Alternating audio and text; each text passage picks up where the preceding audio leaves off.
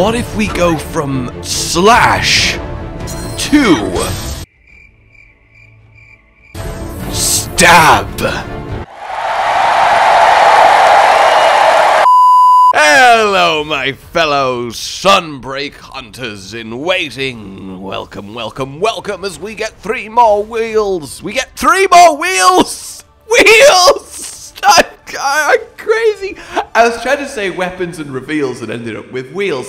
Hello, let's try this again. 3 more weapon reveals for us to dive into, dissect, and get very, very excited about. I jest with the bow. The actual use of said stab is amazing from the looks, but let's start with Gunlance. Yes, indeed, who basically seems to have gotten, I don't know, just throw everything at them, which is awesome to see. Blast dash up close and then literally, well, fire everything. Just do all of the things. Put all of your bullets, your stake, just launch all of your ammunition in every capacity, which is a really fun way to give Gunlance some much needed output, at least some much needed burst, a big boom of a move that really feels satisfying to use. Now, before you use it, your shells, your worm stake cannon, and your wyvern's fire will all be forcibly reloaded, but that means this move fires all your shells, your worm stake cannon, and your wyvern's fire at the same time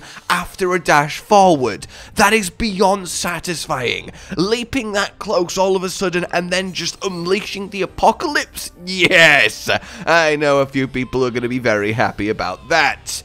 Honestly, I even want to make a build about it. I imagine you can do some very cool little synergies with the right Gunlance and the right set there. Then we have, of course, the Switch Skills swap. That's all good. And the Erupting Cannon, which also sounds just amazing. I love the actual names of the Gunlance abilities. And this one plunges your worm stake into the enemy and then heats up the tip of the lance for bonus damage on your attacks for a certain amount of time. So a sustained DPS raiser, as you can use an alternate to the worm stake cannon. I do wonder if the worm stake itself might be a bit weaker as compensation, but it's definitely a nice little general upping option for the Gunlances.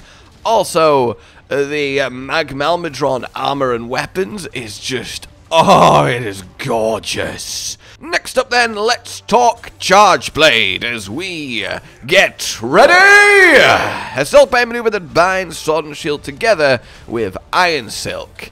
It's not the most interesting description there, so I wonder what's actually happening. It looks very countery. Of course, you know, we are in Monster Hunter Rise Sunbreak Counter Edition, and I'm not mad at that. Counters feel fantastically fun to use, and hell, maybe the only way to make other weapons finally as good as longsword is just give everyone counters. So, you know, let's do this thing. And with Charge Blade, we have the Ready Stance. This basically gives you an enhanced guard. And if you get a heavy knockback, then your guard reaction is much lower, so you don't get sent back as far, and then you're able to chain into your attacks. It just seems essentially a big, powerful block that then lets you chain into your combos. Essentially, from the looks of it, it's just a no, and then continue doing damage, kind of similar to Strong Arm Stance with Greatsword, but without anything really built into it, just a pure mid-combo block that lets you keep flowing, so definitely interesting, and to be fair, probably worth using over counter-peak performance, but then again, I can't express that I really, out of literally every weapon in the game, Charge Blade is by far the one I have the least experience with, so take that as you will.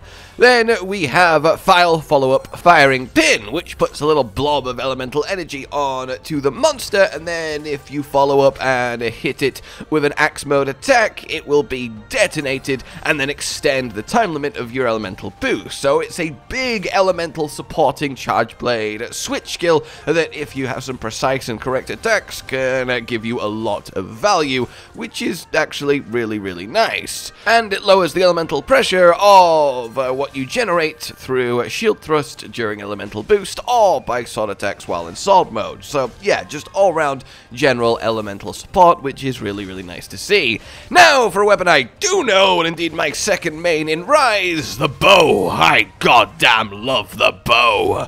But like the bow, I don't want to string you along for too long in this introduction, so let's get to it. We have Butcher's Bind. Holy fuck! That was diabolical! which is very, very exciting and a little bit intimidating. Basically, from the looks, you fire an arrow into your target, there is a string between you and, well, the target, and if you hit the exact same spot, there'll be a little bit of leeway, but very roughly the same spot, well, you do a load of bonus damage that also seems to be slashing damage given the tail cut, which is really cool.